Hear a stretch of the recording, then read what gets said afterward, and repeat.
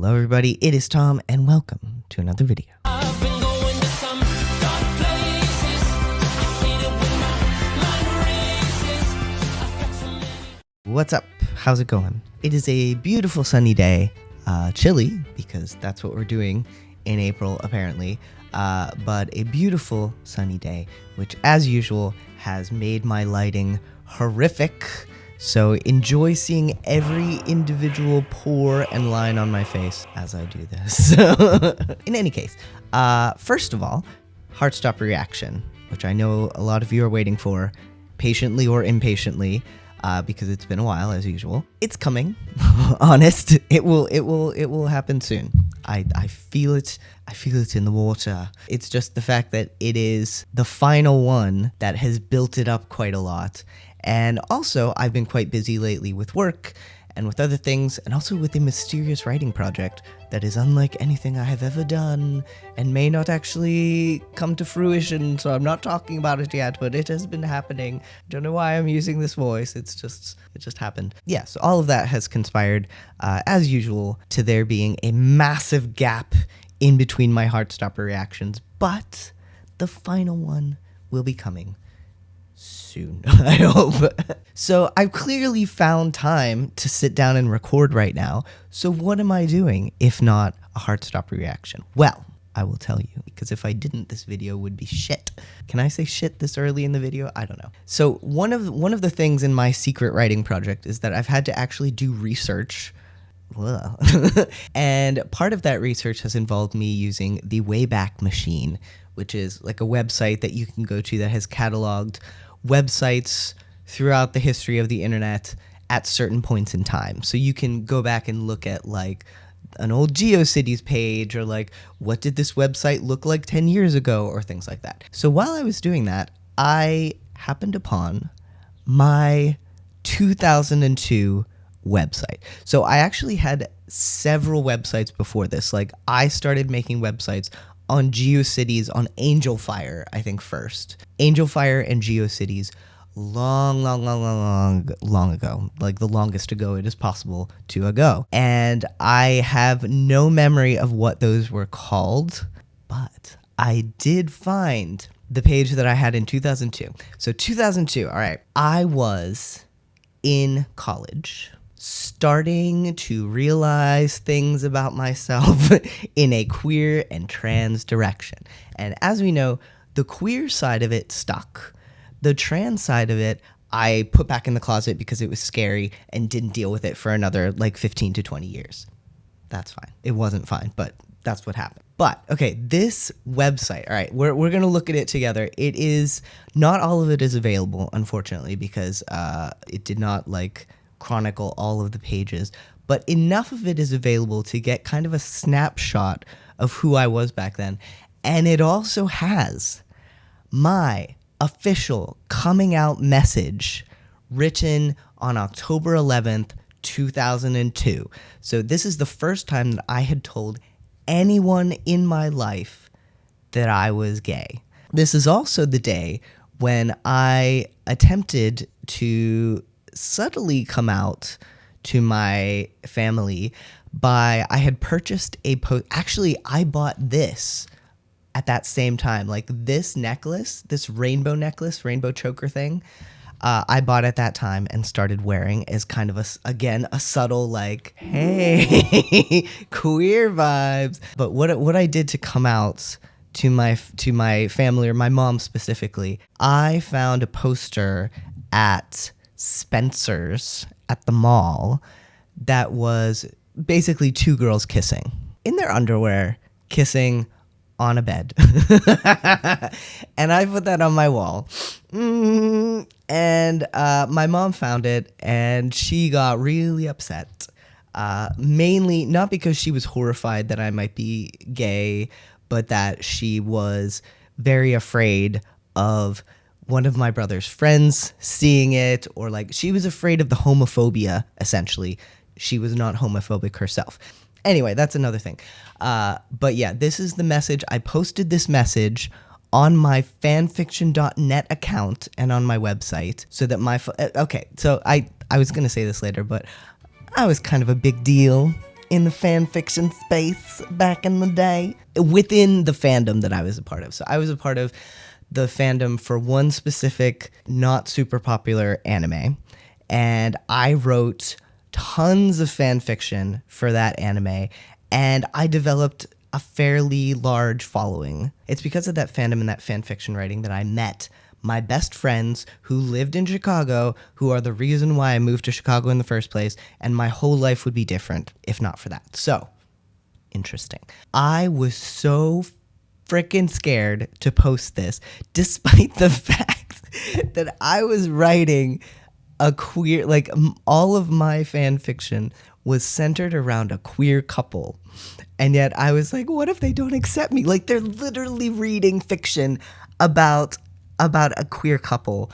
But, you know, it's scary. Like, even if you are going into a situation where you think / know that the people are going to be accepting, it's still terrifying to put something like that of yourself out there and to openly say, like, hey, this is me, especially back then when it was, 2002. Ugh. So anyway, with all that said, let's have a look at the website and also at my coming out message, my official, the way that I came out to the world the very first time on GeoCities. All right, so this is my website, and this was archived on October 26th at 7:20 p.m. Oh, that's one day before my birthday. October 26th at 7:20 p.m. 2009 from geocities.com/eternal yume. So yume in Japanese means dream. So this is Eternal Dream, a Noriko shrine, and Noriko is the name of the cross-dressing, kind of trans, but not exactly character from the anime Fushigi Yugi, which means mysterious play, which was the anime. So also be aware, I was fully in my weeb phase at this point. Like, I was a very cringe Japan nerd at this time, and I also did not know how to spell words from Japanese at all. So enjoy. Now, this was the final version of the website where I had made it look like clean and streamlined. It used to be like a massive picture of Noriko and like a big, like, it was very different. But okay, let's read what I have said here. So, welcome to Eternal Dream, a Noriko shrine. I'm Ryuen. That was my name for a really long time. And so to give you the lore, which you definitely need. So Noriko, the character, basically in Fushigi Yugi, you have these people who have special powers. I know, very original. They have a name that's connected to their power, and then the name that they were given at birth. So they all have like first name, last name situation, but they also have a one-word Madonna-esque, or I guess it's similar to like being a superhero and having your civilian name and your superhero name or something like that. Yeah. So Noriko is the superhero name, and Ryuen is the first name of this character in their real life. So needlessly complicated explanation. So I went by this name for many years. A lot of people called me Ryuen, which I loved because it's a male name. So let's continue. I only got through one sentence. I'm Ryuen, and as you may have noticed, I've spiffed up the site a bit to make it neater, easier to use, and ... well, prettier. Wink. All links. Oh yeah. Okay. I forgot I used to do this. So this is the traditional like Japanese winky face where you have like the smiling eye and then the mouth and then like a winking eye. My friends and I used to put a dot next to it because Noriko has a mole right next to their eye right there. So we would do the Noriko wink instead of the regular wink. So that's why there's a dot next to it. Lore. All links are arranged on either side of the screen under the appropriate categories. So start exploring and have fun. Wide smile with mole. ... One thing you should be aware of, however, is the fact that I haven't had time to adapt the entire site to the new layout yet. I'm working on it as quickly as I can. Smile, mole. Arigato for your patience, minna. Wow. Arigato, of course, is thank you in Japanese. It does not need 2 R's, but I, for some reason, thought I had 2 R's in it for a really long time. And minna means everyone. And then I have a little swirly, Ryuen, A. So, I also at this time put commas and ellipses everywhere where they were not meant to be. Like looking at some of my stories from back then, it's just like every possible punctuation, ellipses, ellipses, ellipses. I don't know what I was doing. So as I said, a lot of these links no longer work, but some of them do. So we're going to click on some of the ones that do. And the way that I have this site organized, you can see there's Noriko, so information about Noriko. Fan works, so fan art, fan fiction review, which I forgot was something I did. Back then, I had a review service where you could, it was not for money or anything, it was just a thing that I was doing for fun, where people could submit their fan fictions to me and I would give them constructive criticism or praise, or, I mean both generally, but I would give them some feedback because I was a big name fan fiction writer and people were interested in my opinion. So I had a lot of submissions for that and I was like, why did I do this? These are not accessible anymore, so we won't be clicking on those. Over here, okay, we have shrines, one of which is to Hotohori. So Hotohori is the guy who we shipped Noriko with. So all of my fan fiction were Noriko and Hotohori in a relationship. And then, okay, this is interesting. I'm really sad that this, where it says Purple Mouse under shrines, that it's not clickable anymore because I have no memory of what this is. So basically, okay, here is some deep Tom lore that I don't even know if I've talked about this online before.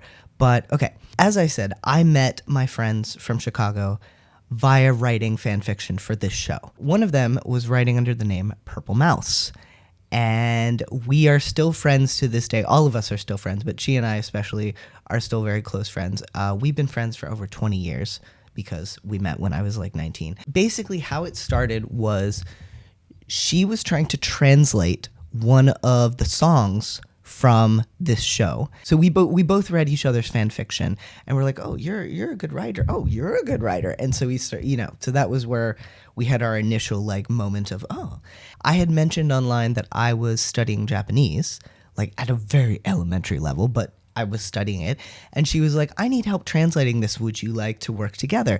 So we had a phone call where we talked about it, and like that essentially began our friendship, where we talked on the phone and we worked together to try to translate this very badly because I had like the most basic elementary knowledge of Japanese ever and did a horrible job of translating. Also, there weren't really any like tools available online, so I'm like paging through my Japanese to English dictionary trying to do it word by word, which you can't really do.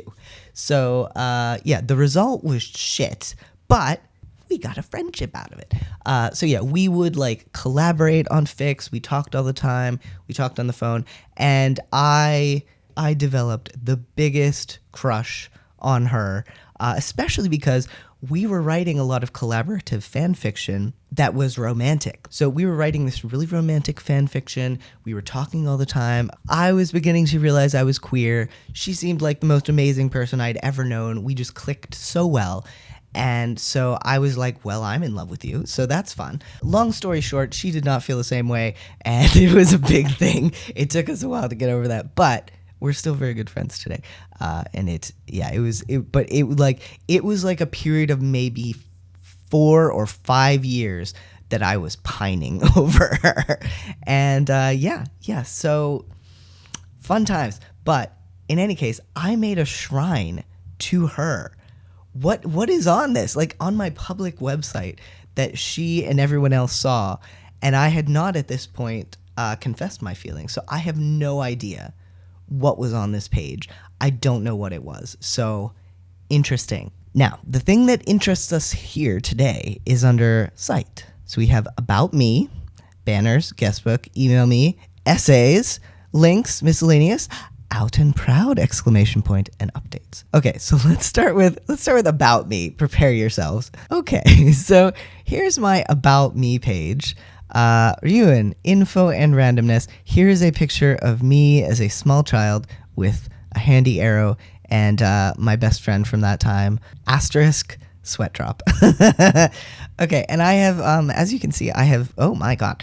I have, okay, it's also a blue background apparently. It's taking a while to load. Give it time. It's coming all the way from 2002. As you can see, in true weeb fashion, or maybe just creative fashion, I have set up my About Me page in the form of an interview between Noriko and myself, because that is a thing that I did.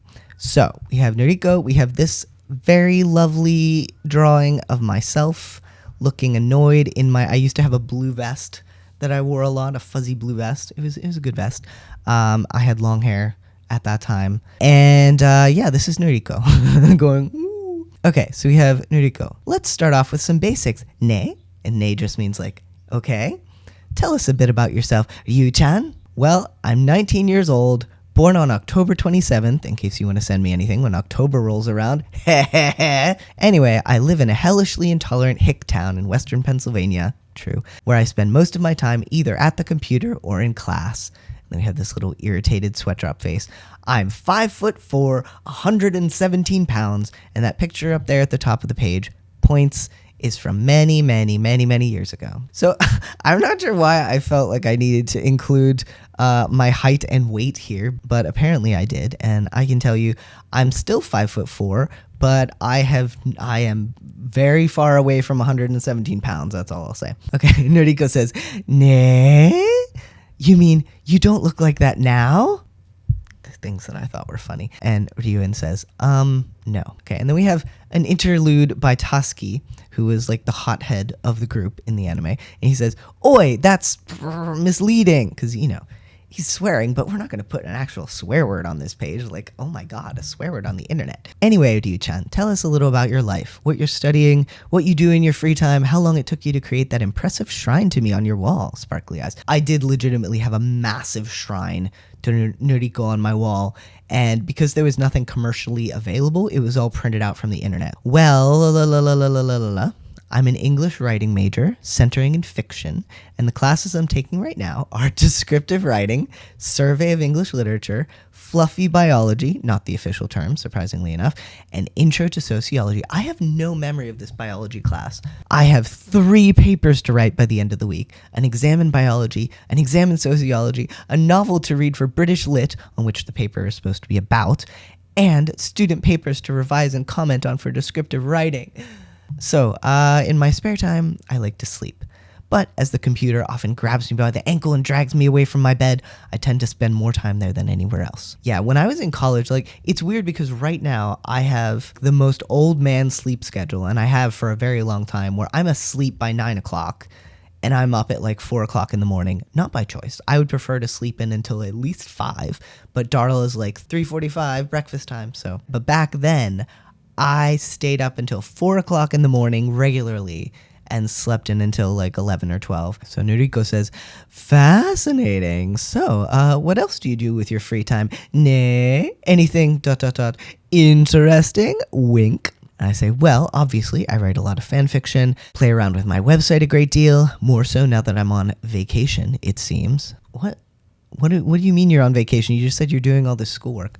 Talk to random and not so random individuals on IMs, wink. That was a nod towards the person I was crushing on. And download music through Morpheus. Oh my god. I forgot about Morpheus. But when I'm not at the computer, I love to, draw, despite the fact that I'm not precisely talented in the field, play the piano, sing. Oh god, here's some cringe Japanese. Watashi wa soprano 1 desu. This was my very basic Japanese saying I am a soprano 1, which, as it says here, people are always surprised to hear that and often get violently contradictory since my speaking voice is so low, but it's true, winky face with mole, and watch TV. I was a soprano 1 back in the day, which is the highest soprano, because I was in the school choir and drama club, singing in the musicals and things like that. And even back then, my speaking voice was on the low side, so people were surprised. That's what I'm saying. Noriko says, ooh, TV. What kinds of shows do you watch? Oh god, here's more terrible Japanese. Watashi wa ritualistic desu yo.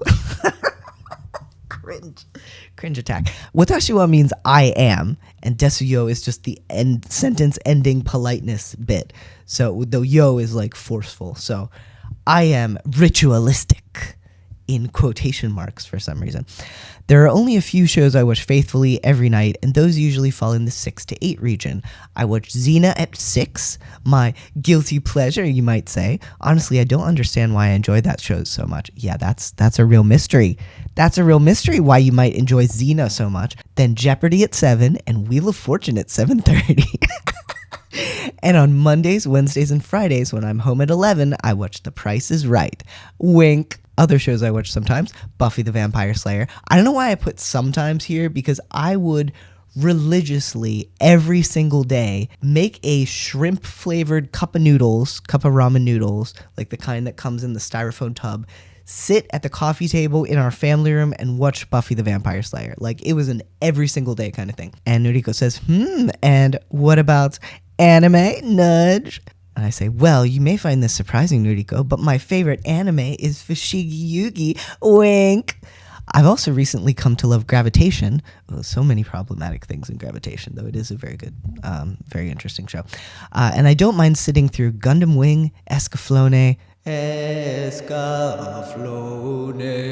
Cowboy Bebop, excellent. Outlaw Star, Hilda, woo. Yeah, so about Outlaw Star, I remember nothing about this show except that in the very first episode, there is a kick-ass female character named Hilda, and I was obsessed with her. Again, mysteriously. Going back to the main page, Out and Proud.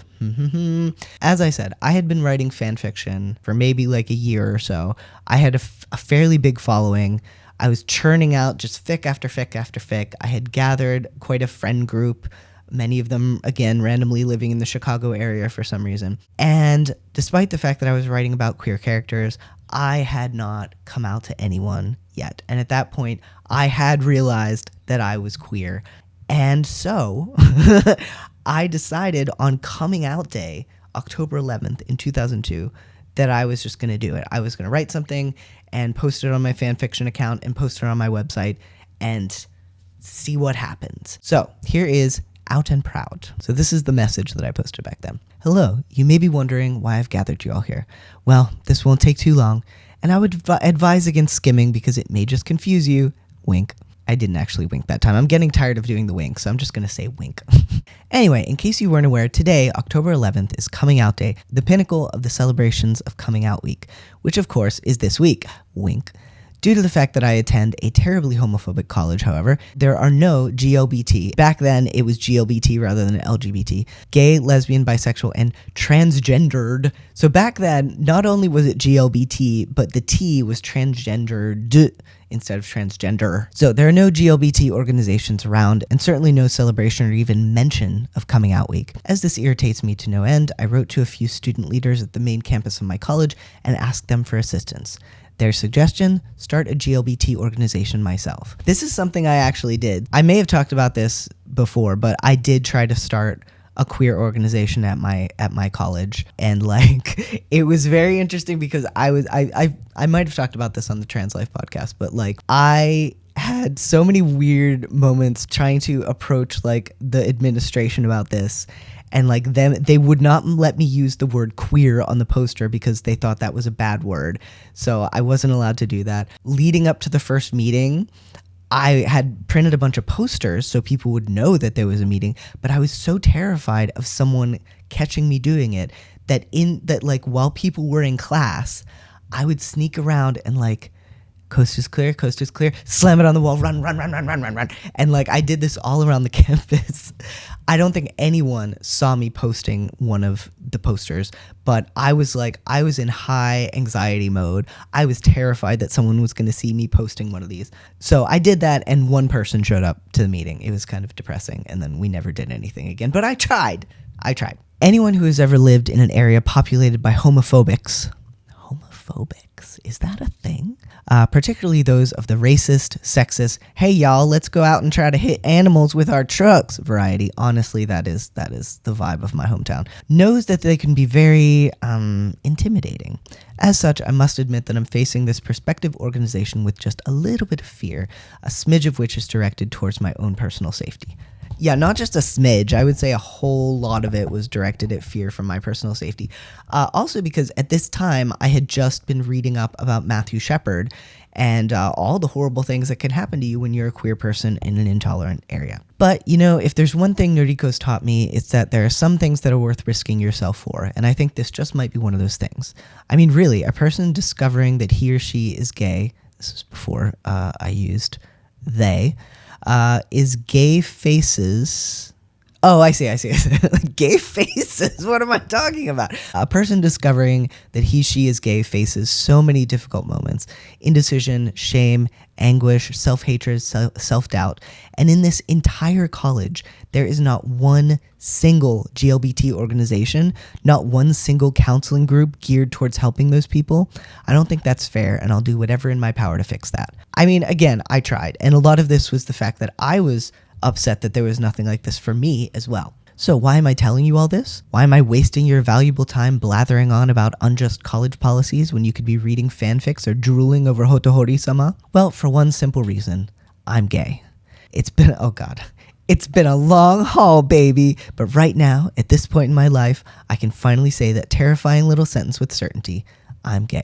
Now, it's been a long haul, baby, made me cringe shortly thereafter, and it definitely does now. But the point of this is very nice. Like, this one sentence saying I'm gay scared the shit out of me, and just writing it down, just saying it, really made an impact. So anyway, and I wanted all of you to know, because letting people know is part of the process, and it's a part of helping me screw up my courage enough to tell other people, important people who might very well boot me out of the house for it. And to be clear, I don't think I was genuinely afraid that my mom would disown me or anything for being gay or being queer, but I was terrified to tell her. So yeah, I wanted you to know, and as this is coming out day, it seemed a fairly convenient time to do it. If you want to talk to me about it, you can send me an email at blah blah blah @hotmail.com.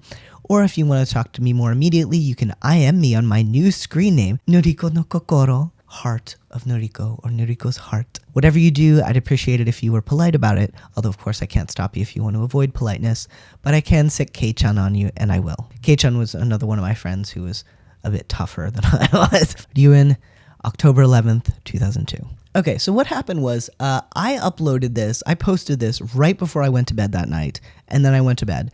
And then in the morning, I woke up and I was like, shit, what did I do? What have I done? Oh my God. I was freaking out. I was like, what? I felt so exposed and vulnerable, and like, there's no way I can go back. There's nothing I can do. How are people going to react? What have I done? So I posted this update the morning after, and I say, okay, so this was me when I woke up. Me smashes hand on alarm, sits up, yawn, yeah, oh my goodness, what have I done? Runs downstairs. I ran down to the computer. But, I'm feeling better about the decision now. A little better. And I was going to have a nice little link section below this one. I thought maybe there was an organization of gay and lesbian, bisexual, and transgendered. I should really just write GLBT, but that doesn't take any courage, does it? Fan fiction writers out there. But I'm really not having much luck finding any. So you know what? I'm going to start my own. So consider that a project I'm currently working on. An organization composed of gay, lesbian, bisexual, and transgendered fanfiction authors of any fandom, really, where they can discuss things and grope about homophobics. Again, was this a term that we used? And just ... chat. La la la, it'll be fun. Wink. And ooh, straight people can join too to show their support. Yay. Okay, so that's my new project. As Mouse-chan says, viva la gay people. Wink. Ryuin 10/11/02 after a nice long sleep. Wait.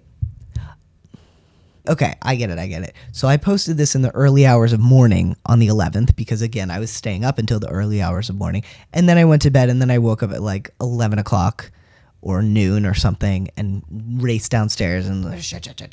Okay, P.S. The organization spoken of up there, Points, is under construction, but I've got the front page up. Click here to check it out. Yeah, so I did actually make a message board, which was called the Okama list. Okama means crossdresser in Japanese, and that's what Noriko was often called in the show. So yeah, I made it, and quite a few people joined, but it did eventually fizzle out because there just wasn't much like that we had to chat about. But it was fairly active for a time. Yeah, so that was my coming out announcement back in 2002. I was terrified to do it. Again, even knowing that the people who were likely to read it were already pro-queer, judging by the fact that they were reading my queer fan fiction. But yeah, it was an interesting time back then, and by interesting I mean horrible in many ways. But I did it, and honestly, like, so much respect for 19-year-old me for coming out back then, because like it was seriously one of the most terrifying things I had ever or would ever do. Because I think mainly because of the climate back then and the fact that I was still living in my mom's house in a very homophobic town. And it took so long for me to even come to terms with it myself and admit it to myself, let alone tell anybody else about it. So yeah, it was a time. It was fun seeing this website again and kind of being reminded of the person that I was back then. Still clueless in a lot of ways and fairly high on the cringe scale, but in an endearing way, maybe. So yeah, so that is all for this trip down, this jaunt down memory lane. I would love to hear from you if you have any, if you made a website when you were younger, or if you have found any signs of yourself from the early days of the web, if you were around back then. And yeah, so that's it. So let's wrap this up. Thank you for watching. As always, a huge thanks to our patrons who are amazing, fantastic, wonderful, spectacular, and totally sugoi ne. That's some more of my cringeworthy basic Japanese. And a special shout out to our Nick Nelson members, Paul Z, Kim Engel, Angela Mondragon, Tanya, Kent Smither, and Vrodo. All right, well, that's going to do it for me. Have a wonderful rest of your day or night or whatever time of day it may happen to be. And I'll see you next time when hopefully there will be a Heartstopper reaction, but we'll see. We'll see. Okay, bye.